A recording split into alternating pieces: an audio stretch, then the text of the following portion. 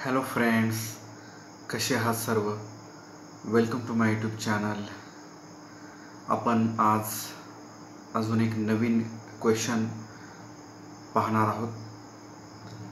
CRPC 1973 हा code चालू आहे आपला, हा सब्जेक्ट चालू आहे आपला.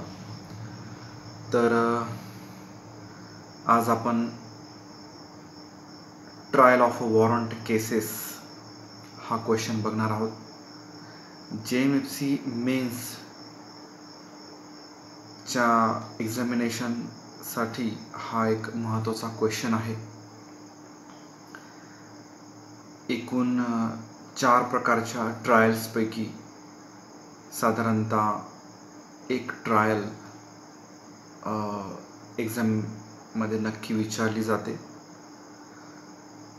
तर बघूयात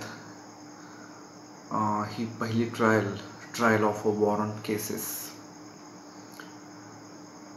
trial of warrant cases section 238 to 250,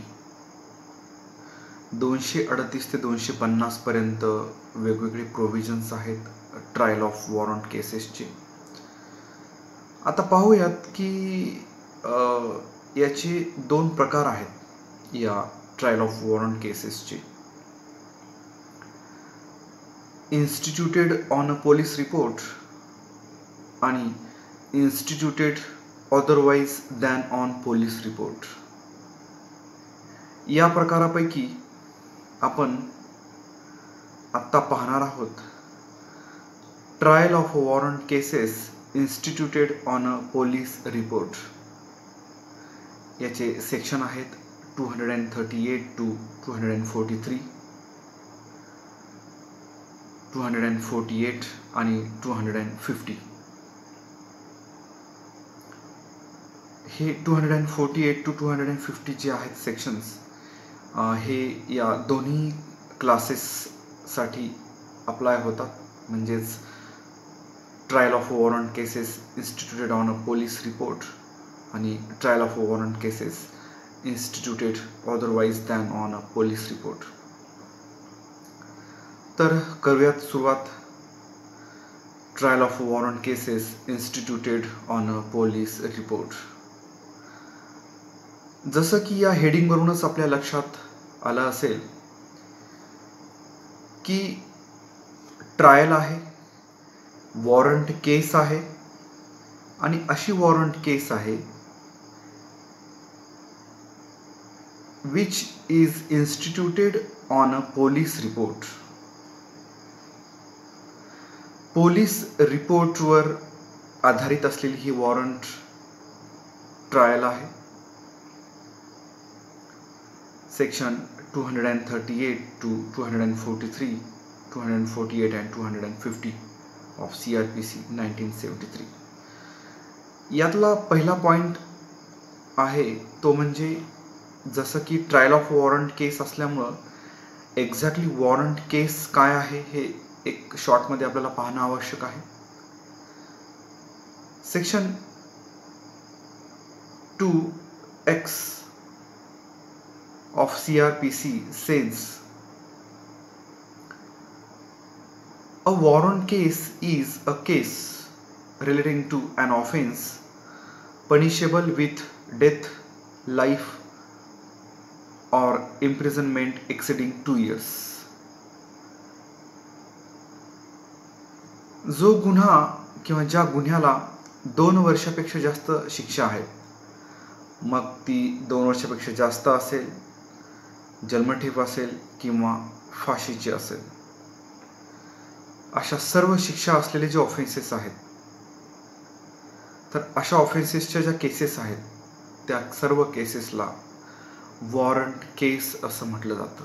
2 वर्षापेक्षा जास्त, इम्प्रिझनमेंट एक्सिडिंग 2 years, मग ते up to capital punishment, death penalty पर्यंत. आता पोलीस रिपोर्ट म्हणजे काय? 173 sub clause 2, a report forwarded by a police officer to magistrate under subsection 173 sub clause 2. जेव्हा police machinery तपास पूर्ण करते. तपास पूर्ण झाल्याच्या नंतर ती पोलिसांना रिपोर्ट, पोलीस तो रिपोर्ट न्यायाधीशांच्या समोर सादर करतात. त्याला आपण चार्जशीट दाखल झाली असं म्हणतो.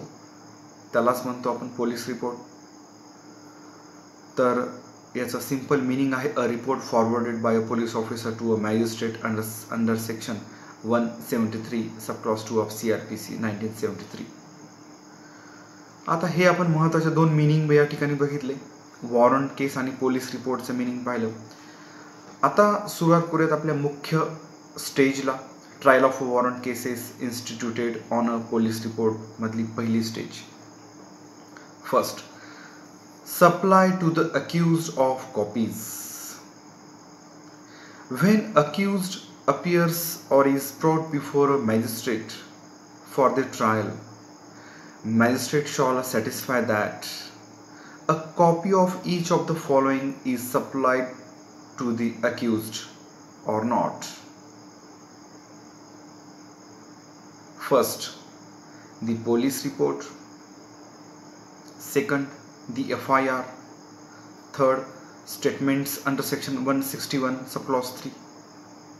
Fourth, confessions and statements under section 164.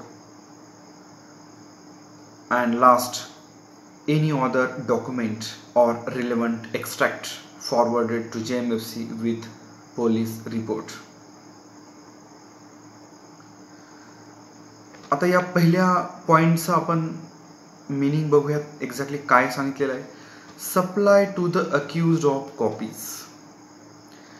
आरोपीच्या विरुद्ध ट्रायल चालवायची म्हटल्याच्या नंतर आरोपीकडं प्रॉसिक्युशननी काय काय फाईल केलंय, पोलिसांनी काय काय फाईल केलंय, त्या सर्व कॉपीज आरोपीकडं देणं आवश्यक आहे. आरोपीला ते मिळणं आवश्यक आहे, जेणेकरून तो पुढे केस लढू शकेल. त्याला त्याच्या विरुद्ध काय काय रेकॉर्डवर आणलं गेलंय याची देखील त्याला माहिती मिळेल. तर ह्या सगळ्या ज्या गोष्टी आहेत त्याच्या कॉपीज या आरोपीला फ्री ऑफ कॉस्ट मिळणं आवश्यक आहे. आणि मॅजिस्ट्रेटचं एक ड्युटी आहे की आरोपीला ते या सगळ्या गोष्टी मिळाल्यात का नाही हे चेक करायचं काम मॅजिस्ट्रेटचं आहे. When accused appears or is brought before a magistrate for the trial, magistrate shall certify that a copy of each of the following is supplied to the accused free of cost or not. First आपण बघितलं police report म्हणजे चार्जशीटची प्रत, FIR ची प्रत, statements जे जे घटनेशी संबंधित साक्षीदार आहेत त्यांचे 161 CRPC खाली नोंदवलेले जबाब, कन्फेशन आणि स्टेटमेंट्स 164 खालचे म्हणजेच मॅजिस्ट्रेटच्या समोर दिलेले स्टेटमेंट्स किंवा कबुली जबाब, आणि इतर any other document or relevant extract forwarded to JMFC with police report. ह्या सगळ्या ज्या गोष्टी आहेत तर या सगळ्या गोष्टी आरोपीला मिळाल्या का नाही हे तपासायचं जे काम आहे ते मॅजिस्ट्रेटचं आहे. आता यातली सेकंड टप्पा आहे तो म्हणजे discharge of the accused. After considering following things, आता कोणत्या कोणत्या गोष्टी आहेत बघूयात. First, police report and other documents. Second, making such examination if any of the accused. Third, after giving an opportunity of hearing to the prosecution and accused, magistrate consider that charge against the accused are groundless, he shall discharge accused and record his reasons. आता आरोपीकडे सगळ्या copies दिल्या. आपण first जो point पाहिला, मॅजिस्ट्रेटनी स्वतः check केलं की आरोपीला सगळ्या कॉपीज फ्री ऑफ कॉस्ट दिल्या गेल्यात का. हो, दिल्या गेल्यात. मग आता मॅजिस्ट्रेट काय करतील की आफ्टर कन्सिडरिंग पोलीस रिपोर्ट किंवा making such examination if any किंवा after giving an opportunity of hearing to the prosecution and accused, if magistrate considers that charges against the accused are groundless, आरोपी विरुद्ध जे काही रेकॉर्डला आलेलं आहे त्याच्यामध्ये काही तथ्य नाही आहे, पुरेसा पुरावा आरोपी विरुद्ध निर्माण होत नाहीये, प्रायमा फेसी केस बनत नाहीये आरोपी विरुद्ध, अशा परिस्थितीमध्ये he shall discharge the accused and record his reasons. Discharge, दोष मुक्त करेल त्या आरोपीला. परंतु न्यायाधीशांनी जर त्याला डिस्चार्ज केलं नाही तर पुढं काय होईल? तिसरी स्टेज आहे. तिसरी स्टेज आहे फ्रेमिंग ऑफ चार्ज.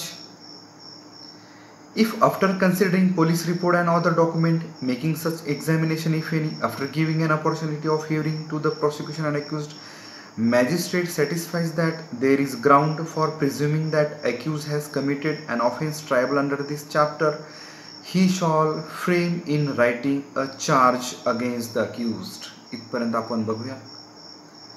आता याच्या आधीच्या स्टेजमध्ये काय पाहिलं की डिस्चार्ज करेल. मॅजिस्ट्रेटच्या समोर जे जे डॉक्युमेंट्स आहेत, पोलीस रिपोर्ट आहे, एखादी मॅजिस्ट्रेट त्यांना वाटलं एक्झामिनेशन घेतील आरोपीची, आणि दोन्ही बाजूंची हिअरिंगच्या नंतर न्यायाधीशांना जर असं वाटलं, मॅजिस्ट्रेटला जर असं वाटलं की आरोपी विरुद्ध कुठल्याही प्रकारचा प्रायमा फेसी एव्हिडन्स कोर्टासमोर नाही आहे, डिस्चार्ज करतील.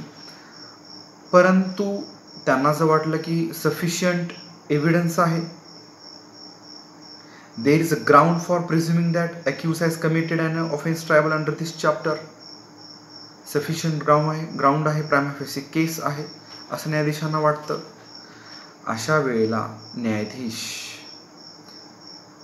लिखित स्वरूपात आरोपी विरुद्ध चार्जेस फ्रेम करतील.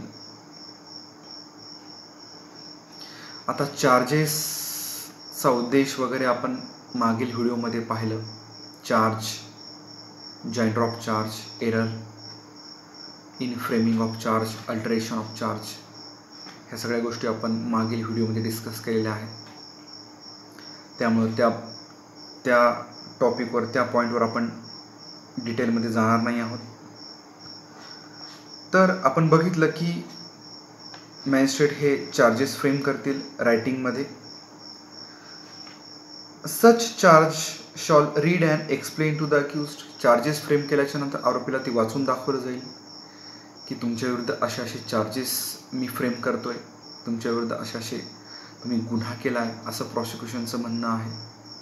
Charges shall read and explain to the accused. त्यानंतर he shall be asked whether he pleads guilty of the offence charged or claims to be tried. त्यानंतर आरोपीला असं विचारलं जाईल की हे जे चार्जेस आहेत, जे आम्ही तुझ्या विरुद्ध फ्रेम केलेले आहेत, हे चार्जेस, हा जो केलेला गुन्हा आहे तो तुला कबूल आहे का नाही. Weather he pleads guilty of the offence charged, गुन्हा कबूल आहे का नाही. तर किंवा तुला पुढं तुझा पुरावा द्यायचा आहे, खटला पुढं चालवायचा आहे तुला, असं काही आहे का. दोन्ही गोष्टी विचारतील. त्यापैकी आरोपी म्हणेल की नाही, मला पुढे ट्रायल चालवायची आहे, कंटिन्यू करायची आहे, क्लेम्स टू बी ट्रायड.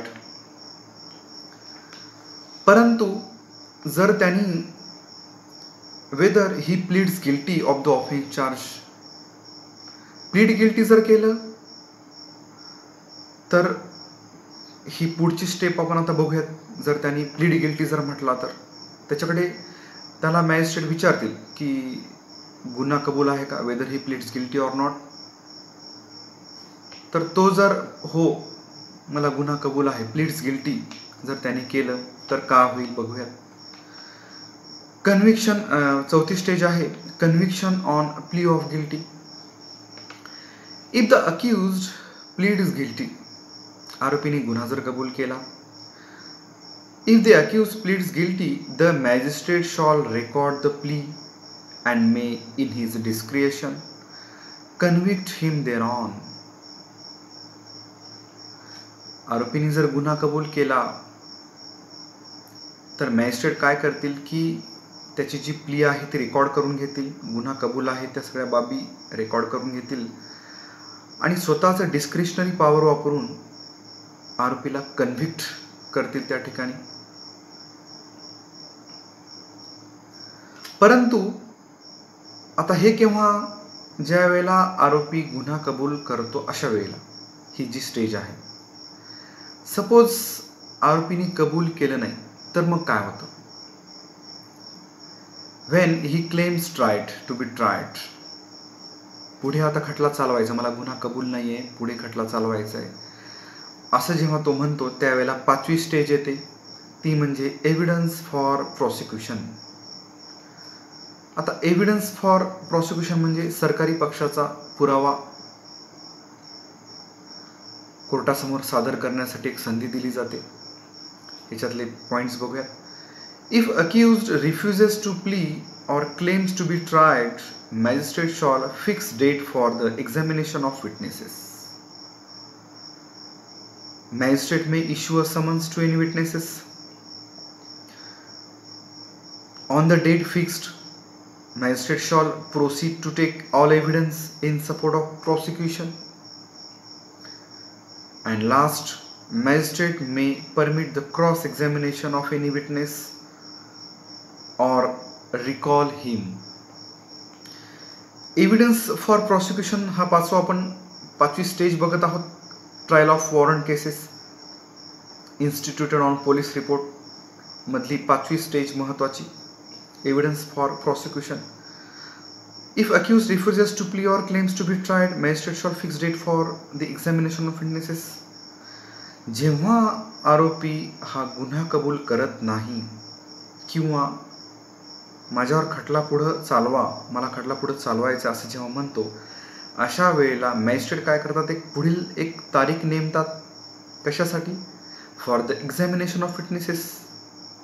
सरकारी पक्षाच्या साक्षीदारांच्या तपासासाठी, त्यांच्या साक्षीसाठी एक पुढची डेट मॅजिस्ट्रेट फिक्स करतात. आणि मॅजिस्ट्रेट अशा वेळेला समन्स देखील पाठवतात विटनेसेसला. आणि त्या डेटला मॅजिस्ट्रेट प्रॉसिक्युशन जो पुरावा देत आहे, जो एव्हिडन्स देणार आहे प्रॉसिक्युशन सरकारी पक्ष, तो सगळा पुरावा रेकॉर्डवर घेईल. आणि तो रेकॉर्डवर घेत असतानाच क्रॉस एक्झामिनेशनला देखील मॅजिस्ट्रेट परवानगी देतील एखाद्या विटनेसची. ह्या सगळ्या गोष्टी होतील एव्हिडन्स फॉर प्रॉसिक्युशन. डेट दिली जाईल विटनेसेसच्या एक्झामिनेशनसाठी, समन्स पाठवला जाईल एखाद्या विटनेसेसला आणि फिक्स झालेल्या डेटला मॅजिस्ट्रेट सगळा पुरावा घेतील. त्या डेटला नाही झाला त्याच्या पुढच्या डेट दिल्या जातील, जोपर्यंत सगळे विटनेसेस प्रॉसिक्युशनचे संपत नाही तोपर्यंत. आणि मॅजिस्ट्रेट अशा वेळेला क्रॉस एक्झामिनेशनची देखील परवानगी देतील एखाद्या विटनेसेसच्या. आता प्रॉसिक्युशनला एव्हिडन्स देण्याची संधी दिल्याच्या नंतर अजून एक पुढचा टप्पा आहे, पुढची स्टेज आहे, ती म्हणजे 6वी, evidence for defence. Defence means आरोपीचा पुरावा, आरोपी डिफेंड करेल केसला. After evidence of prosecution, accused shall then be called upon to enter upon his defense and produce his evidence. Magistrate may, on the application of accused, issue any process for compelling attendance of any witness or for production of any document only after considering any purpose of delay and or vexation. प्रॉसिक्युशनचा पुरावा संपल्याच्या नंतर आरोपीला त्याचा defence मांडण्याची संधी दिली जाईल. Magistrate may on the application of accuse issue any process means हेच summons पाठवेल, कोर्ट वॉरंट पाठवेल एखाद्या विटनेसेसला, एखाद्या विटनेसेसचा अटेंडन्स कोर्टामध्ये सिक्युअर करण्यासाठी किंवा एखादं डॉक्युमेंट कोर्टामध्ये सादर एखाद्या विटनेसनी करण्यासाठी. परंतु असं करताना, अशी प्रोसेसेस इश्यू करताना कोर्ट काय करेल, एखादा म्हणजे या केसला, या ट्रायलला लांबवण्याचा तर हेतू नाही आहे ना, ते देखील या ठिकाणी चेक करेल आणि मगच परवानगी देईल. एव्हिडन्स फॉर डिफेन्सच्या बाबतीमध्ये आपण आत्ता बघितलं. आता दोन्ही साईडचा एव्हिडन्स ऐकून घेतल्याच्या नंतर पुढचा टप्पा आहे या ट्रायलचा, ॲक्विटल ऑर कन्व्हिक्शन. 7वा टप्पा, 7वी stage. First, if magistrate finds that accused not guilty, he shall record an order of acquittal. पण कोणत्या सेक्शन खाली? 248 सब क्लॉज 1, 248 सब क्लॉज 1 खाली ॲक्विटल होतं वॉरंट केसेसमध्ये. परंतु जर मॅजिस्ट्रेटला वाटलं की अक्यूज हा गिल्टी आहे, he shall after hearing the accused on the question of sentence pass sentence upon him, or he may proceed in accordance with the provisions of 325 or 360 of CRPC. मॅजिस्ट्रेटला जर वाटलं, न्यायाधीशानं जर असं वाटलं की आरोपी हा गिल्टी आहे, he shall after hearing the accused on the question of sentence pass the sentence upon him.